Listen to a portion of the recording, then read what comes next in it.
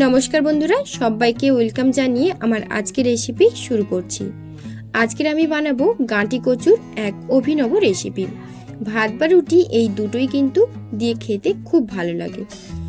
এই রেসিপিটা খেতে খুব সুন্দর হয়, আপনারা শেষ অবধি দেখুন, আশা করব ভালো লাগবে। তো গাঁটি কচু রান্নাটা করার জন্য এখানে আমি 1 পিস গাঁটি কচু নিয়েছি, আপনারা কম বেশি করে নিয়ে নেবেন। এরপর আমি খুব ভালো করে গোল গোল করে গাঁটি কচু আর আলুটাকে কেটে নিয়েছি, তারপর খুব ভালো করে ধুয়েও নিয়েছি। এরপর আমি সেদ্ধ করার জন্য প্যানে আমি বেশ কিছুটা জল দিয়ে আলু আর গাঁটি কচুটাকে দিয়ে দিয়েছি। এবার গ্যাসে বসিয়ে খুব ভালো করে গাঁটি কচুগুলো কিন্তু সেদ্ধ করতে একটু সময় লাগে, তো আমি 30 মিনিটের জন্য আমি রেখে খুব ভালো করে গাঁটি কচুগুলোকে সেদ্ধ করে নিয়েছি। তো দেখুন গাঁটি কচুগুলো কিন্তু খুব ভালো করে সেদ্ধ হয়ে গেছে। এখন আমি কচুগুলোকে খুব ভালো করে ছেঁকে একটা পাত্রের মধ্যে নিয়ে নেব। তো দেখুন খুব ভালো করে আলু আর কচুটাও সেদ্ধ হয়ে গেছে। এখন আমি গ্যাসটা বন্ধ করে একটা পাত্রের মধ্যে গাঁটি কচুগুলোকে ছেঁকে নিয়ে নিচ্ছি। তো দেখুন আমি জল ঝরিয়ে কচু আর আলুটাকে নিয়ে নিলাম। এরপর আমি রান্নাটা করার জন্য কড়াইতে বেশ কিছুটা পরিমাণে সাদা তেল দিয়ে দিচ্ছি।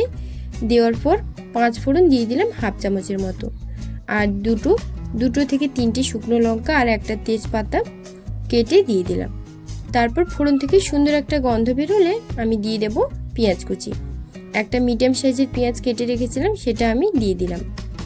দেওয়ার পর খুব ভালো করে পেঁয়াজটাকে ভেজে নিতে হবে, একদম লাল লাল করে পেঁয়াজটাকে ভেজে নেব। তারপর আমি এর মধ্যে দিয়ে দেব হাফ চামচ রসুন কুচি আর হাফ চামচ আদা কুচি। দেওয়ার পর খুব ভালো করে সব কিছু একটু নাড়াচাড়া করে ভেজে নেব। বেশিক্ষণ ভাজার প্রয়োজন নেই, 2 থেকে 3 মিনিটের মতন একটু ভালো করে ভেজে নিচ্ছি। তো দেখুন খুব ভালো করে ভেজে নিচ্ছি। তো সব কিছু খুব ভালো করে ভাজা হয়ে গেলে এখন আমি সেদ্ধ করে রাখা আলু আর কচুটা দিয়ে দেব। দেওয়ার পর সব কিছু খুব ভালো করে ফোড়নের সঙ্গে মিশিয়ে নেব। খুব ভালো করে 2 থেকে 3 মিনিটের জন্য আমি ভালো করে মিশিয়ে নিচ্ছি।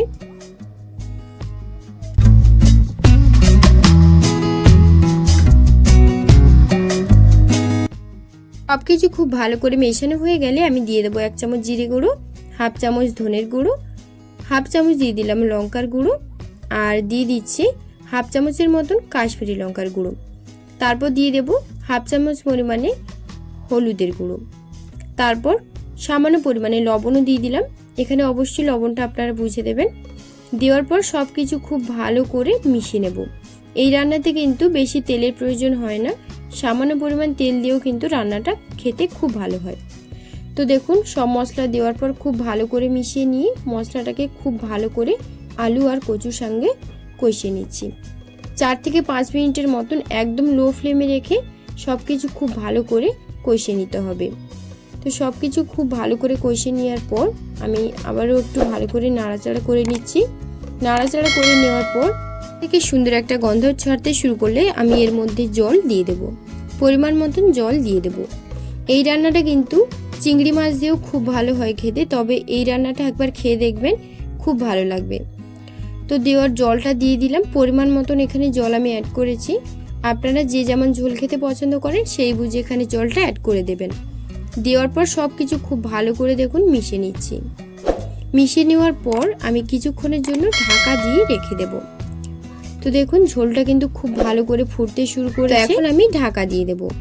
তো দেখুন ঢাকা দিয়ে দিলাম। ঢাকা দেওয়ার পর 4 থেকে 5 মিনিটের জন্য মিডিয়াম টু হাইতে রেখে খুব ভালো করে ফুটিয়ে নেব, তরকারিটা রান্না করে নেব। তো দেখুন 5 মিনিট পর আমি ঢাকনাটা খুলে নিয়েছি, আর ঝোলটা কিন্তু একদম কমে এসেছে আর তরকারিটা কিন্তু একদম মাখো মাখো হয়েছে।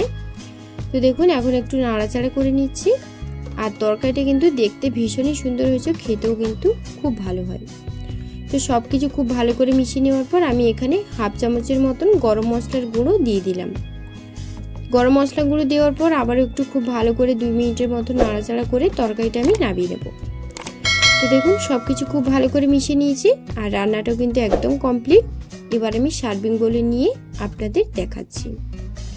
আজকের রেসিপি আপনাদের কেমন লাগলো অবশ্যই কিন্তু আমাকে কমেন্টে জানাবেন, এবং রেসিপি যদি ভালো লেগে থাকে তাহলে বাড়িতে অবশ্যই একবার ট্রাই করে দেখবেন। আমার আজকের রেসিপি যদি আপনাদের কাছে ভালো লাগে লাইক ও শেয়ার করতে একদমই ভুলবেন না, এবং পরবর্তী ভিডিওগুলো সবার আগে দেখার জন্য মলি কিচেনটি সাবস্ক্রাইব করে রাখবেন। ধন্যবাদ।